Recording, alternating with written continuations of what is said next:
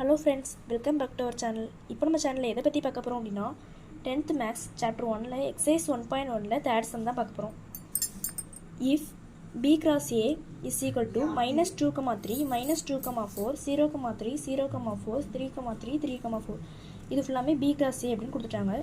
Find a and b. அவங்க என்ன கொடுத்திருக்காங்க அப்படினா b cross a கொடுத்துட்டாங்க. கொடுத்துட்டு a வும் b யும் கேட்டிருக்காங்க. இதுவரைக்கும் உள்ள சம்ல நமக்கு எப்படி கொடுத்திருந்தாங்க அப்படினா a வும் b யும் கொடுத்திருந்தாங்க. b cross a cross b அந்த மாதிரி கேட்டிருந்தாங்க. இப்போ வந்து அப்படியே மாற்றி தான் கொடுத்துருக்காங்க. இப்போ நம்ம என்ன எழுதணும் அப்படின்னா b வந்து ஃபஸ்ட்டு இருக்கிறதுனால b ஃபஸ்ட் எழுதிக்குவோம். b வந்து ஃபஸ்ட் இருக்கிறதுனால b எழுதிக்குவோம்.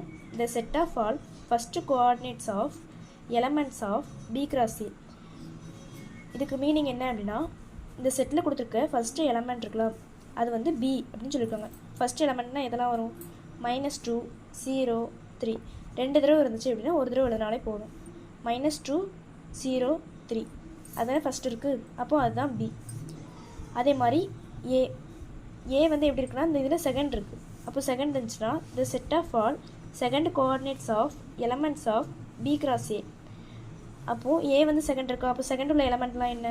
3, அதுக்கப்புறம் 4, மறுபடியும் 3, 4 தான் வருது. நான் என்ன சொன்னேன், ரெண்டு தடவை எழுந்தால் ஒரு தடவை எழுதினாலே போதும் அப்படின்னு சொல்லியிருக்கேன். அப்போது ஒரு தடவை எழுதினாலே போதும். அப்போது 3யும் 4ம் ஒரு தடவை எழுதுங்க. அதுதான் ஏவோட செட்டாக இருக்கும். இதை வந்து சொல்யூஷன் செட்டில் எழுதிடுவோம் எடுத்து. ஃபஸ்ட்டு வந்து ஏ வந்து 3,4, b வந்து -2, 0, 3 அவ்வளோதான். தேர்ட் சம் வந்து முடிஞ்சுது.